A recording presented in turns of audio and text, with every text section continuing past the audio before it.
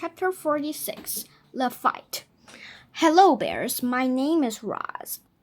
Oh, we know who you are, said the sister bear, her voice dripped with sarcasm. We're very happy to see you again. Yeah, we're very happy to see you again, echoed the brother bear. Why do you always repeat what I say? Said the sister bear to her brother. It's so annoying. I was just backing you up. Let me do the talking. Fine, you don't have to be so mean about it. The bickering bears were interrupted by the robot's friendless voice. With whom do I have the pleasure of speaking? How rude of us, said the sister bear. My name is Nettle, and this is my little brother, Thorn.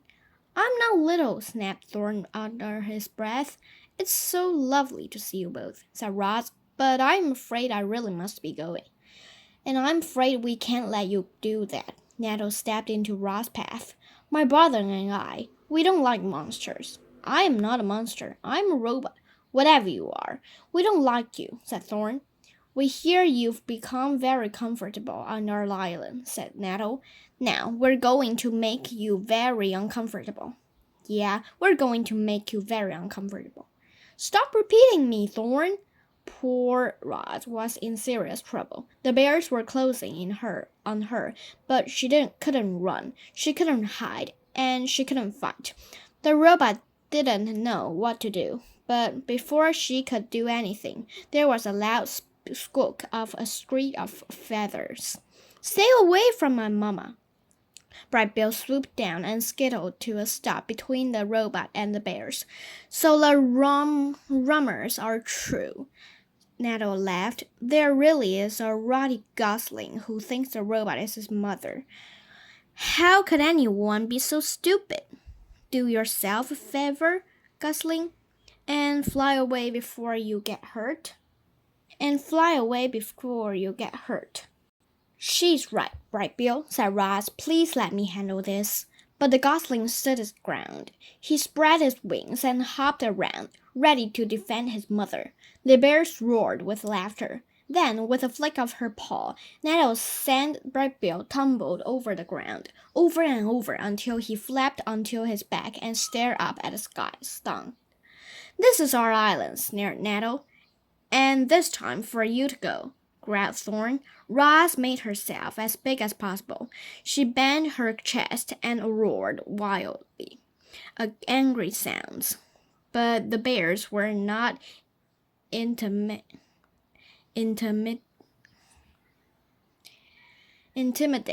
They roared right back, and then they attacked.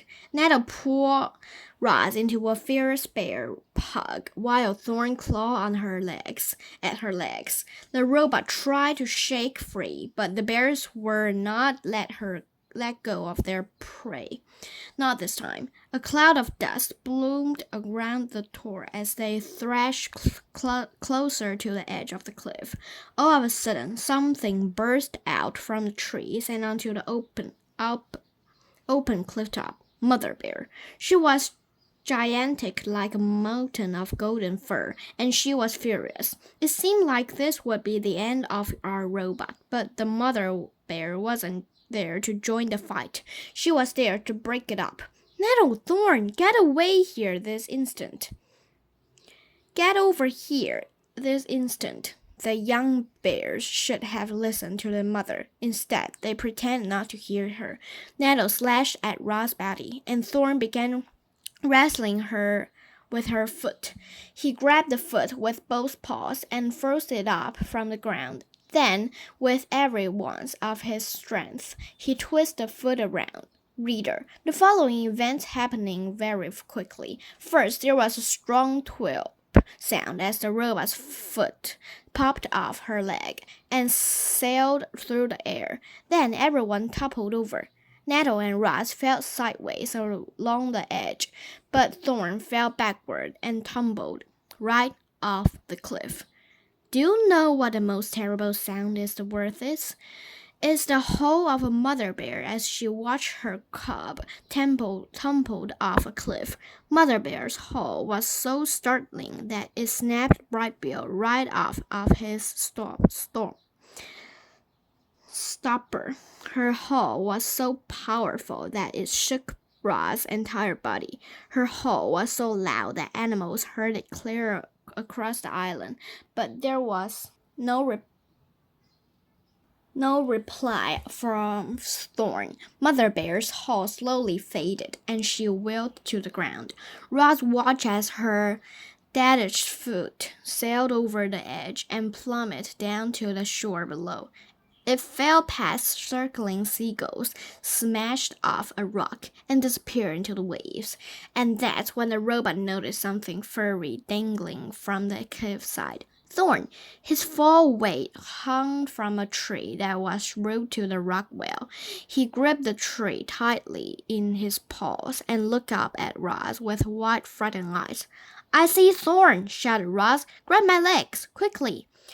Mother Bear and Nettle scrambled to their feet. Each bear took a leg in her mouth, and together they slowly tore Roz headfirst down to the cliff. Thorn whimpered through clenched teeth as he watched the robot approach. Then he felt her strong arms wrapped around him and heard her booming voice howl. Pull us up. Thorn let go of the branch and cried, Please don't drop me, Roz. I don't want to die. Do not worry, said the robot. I will not drop you. The next few moments seemed to drag on and on. Mother Bear and Nettle kept pulling up Roz's legs, and more of the robot slowly came into view until a furry golden hair finally appeared, and Thorn leaped into the embrace of his family. Chapter 47. The Parrot. Does it hurt? Brightbill touched the smooth surface with his mother's foot used to be. No, it does not hurt, said Roz, but it will be difficult for me to walk. The bears huddled behind the gosling and stared at the robot's stump of a leg. Nobody understood how a foot could pop off like that, or how Roz could remain calm. Roz, I'm sorry my cubs attack you, said Mother Bear. Sometimes they're completely out of control. It is okay. You know how they are that age. I can't thank you enough for saving Thorn. I promise my cubs will never bother you again. Isn't that right? Yes, Mother, said Nettle and Thorn together. The robot tried to walk. She bobbled up and down on her uneven legs, which worked well enough on the flat surface of the cliff's top. But once she entered the forest, her problem became clear. The smooth stump had no grip, and it slipped around on the forest floor. So Roz tried hopping on her one good foot. She took a few crunching hops and then clanged into a tree trunk. A few more hops, and she crashed into the undergrowth. I'm really sorry I broke off your foot, said Thorn as he helped the robot up from the weeds. I forgive you, said Roz. Whether she was capable of true forgiveness is somebody's guess, but they were no nice words, and Thorn felt better when he heard them. It looks like I will have to crawl home, said Roz. Nonsense, said Mother Bear. I have a better idea. Mother Bear lay flat on the ground while her clubs boosted Roz onto her back. Then Brightbill fluttered onto the bear's broad shoulders, and then they were both safely aboard. The group set off through the forest. The robot was heavy, but she was no trouble for the giant animal. Mother Bear strolled along as if it were perfectly normal for a robot to be riding on her back.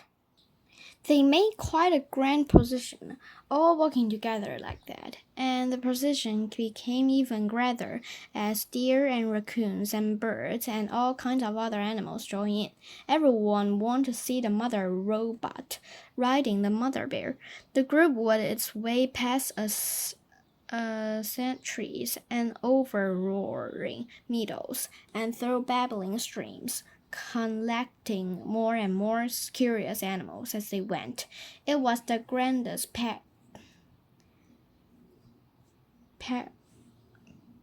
parade of wildlife anyone had ever seen, and leading the way was our robot, Roz. But the pattern couldn't last forever. As the sun went down, the other animals began drifting away, one by one, and when the parrot finally arrived at the nest, only the original members remained. "Here we are," said Mother Bear, helping Roz down into the garden. "Now, wasn't that better than crawling all the way home?" "Oh, yes, that was wonderful," said the robot. "I could not imagine a better ending to this day. Thank you very much." "Yeah, that was amazing," squeaked the gosling. "My friends won't believe me when I tell them I rode across the island on the back of a bear." "I'm glad you enjoy yourselves." Mother Bear smiled. It's the least I could do after all the trouble these two caused. Her smile became a frown, and she glared at her clubs, who suddenly looked great interest in a pebble on the ground.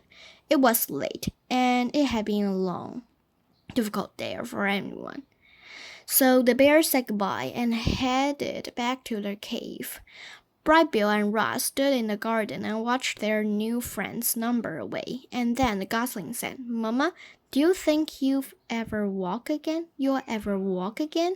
"I'm not sure," said the robot, "but I know who to ask for help. Now, go get ready for bed." Chapter 48. The New Foot. Mr. Beaver squinted at Roz's stump. "I've never built a foot before," he stroked his whisper and muttered to himself. "There are really 3 problems to solve. The foot needs to grip the ground, and it needs to be durable, and then there is the issue of fixing it to the leg. I might have to consult the new friends." "Will she ever walk again?" said Bright Bill. "What's that?" Mr. Beaver was lost in thought. "Oh, don't you worry. You just sit back and leave everything to me. I love a challenge." Mr. Beaver plunked into the pond and returned a while later rolling a large section of a tree trunk. "Say hello to your new foot," he said, stamping the wood with his tail. "Hello, new foot," said the robot. "That's the pretty. This beauty is from one of the hardest trees I've ever chewed. I just need to make a new modifications." Mr. Beaver placed a piece of wood next to Roz. He squeaked, repositioned the piece, and squeaked some more. With his claws, he marked different spot on the wood, and then he put his big chompers to work. The beaver chewed and nailed and carved up that piece of wood, turning it over and over in his paws. Chick-Chack looked down from a branch and chattered through the quiet moment. "This reminds me of a time I saw a fox catch a lizard by the tail, and somehow the lizard's tail fell off, and he got away. And later I saw that lizard got a new tail, and then Roz is going to get a new foot, and everything will be fine." The wooden foot took shape, and before long, Mr. Beaver was standing beside a beautiful carving that resembled a boot. He tried to slip it over Roz's stump, but the opening was too small, so he scraped out more wood until it was a perfect fit. "Very well, very good," he said, spitting out a wood chip. "My friends should be arrived any moment with the next few things we'll need, and there they are now. I'd like you all to meet Bunking, Lunking, and Runking, but I call them the Fuzzy Bandits." 3 fat raccoons shoved into the garden, dragging a tangle of vines behind them. "Good day," said Bunking. "Good day," said Lunking. "Good day," said Runking. You might already know this, reader, but raccoons have very nimble hands, and the fuzzy bandits used there to skillfully tie those vines around the robot's leg and around her new foot. The vines caught nicely on all the dings and dangs and scrapes.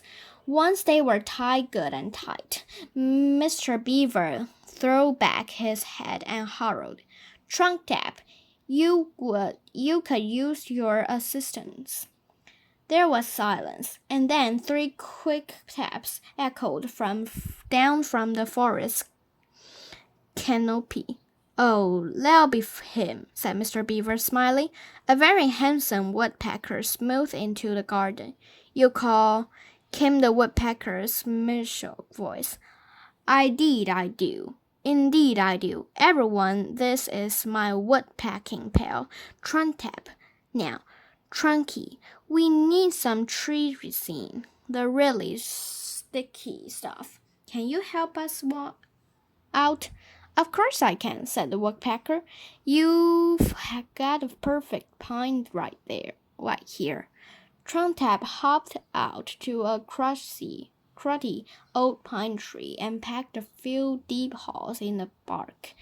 Thick, syrupy resin began zooming down the trunk. Mr. Beaver scooped up a handful of the resin and smeared it all over the wooden foot and the vines until everything was glistening with stickness. And when the resin drew a short time later, Ra's foot was finished. "This is wonderful," said the robot as she strolled around her garden. "I am as good as new."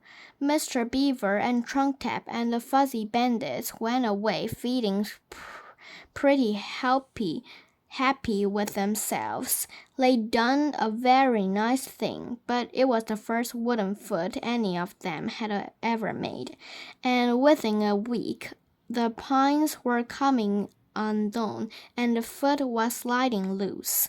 So they returned, determined to get it right. They found even harder wood and even tighter vines.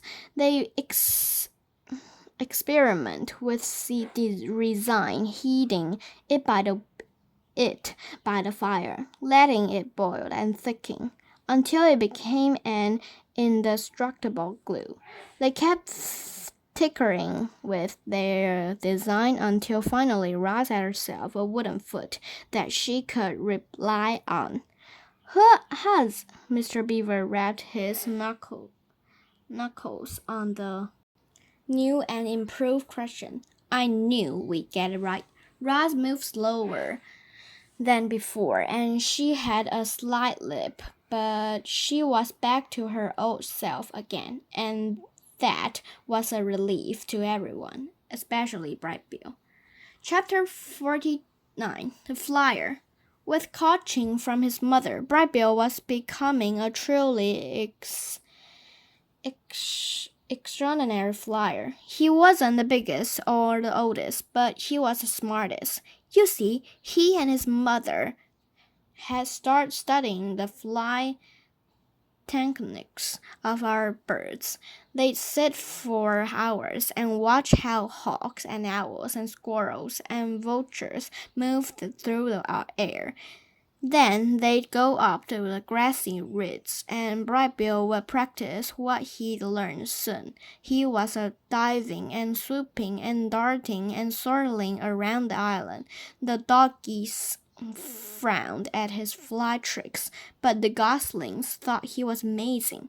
Each morning, a gaggle of them would wait on the water for Brightbill to lead them into the sky, and then a few hours later he'd return home to Roz, shaking his tail feathers and honking about his latest airborne adventure. "Mama, the other goslings didn't know that warm air rise, so I found an updraft, and we spent the afternoon circling around and around and hardly flapped our wings at all. Mama, do you see that lightning storm today? We knew there was trouble when the wind started blowing from the north, so we flew down to some shrubs and wait for the storm to pass. Mama, we just tried to fly in formation. We all took turns at the point, but everyone following me to the best. Following me the best, so I led most of the time. Chapter 50. The Button. Bright Bill was thinking about the small button on the back of his mother's head. His mother was thinking about it too. They couldn't stop wondering what would happen if the button were pressed, and one day they decided it was time to find out. Roz sat on the floor on the nest. Her son nervously stood on a stone behind her. I'm ready when you are, said the robot. Okay, said the gosling. Here we go. Bright Bill took a deep breath. Click! Roz's body relaxed. Her quiet whirring slowly stopped. Her eyes fell to black. Mama, can you hear me? There was no answer. Bright Bill waddled around and looked at his mother's face. Her strange spark of life had gone out. The gosling had never felt more alone. He was ready to switch her back on. But what if she didn't wake up? What if she woke up different?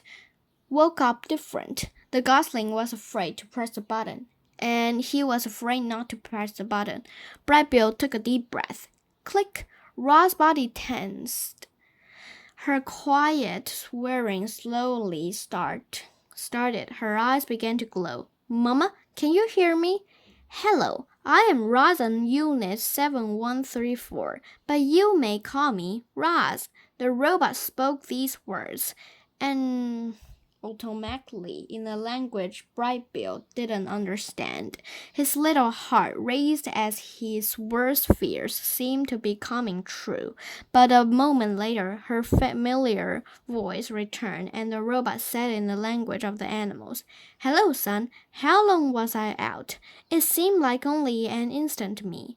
You were out for a few moments, said the gosling as he hugged his mother, but it seemed like forever to me.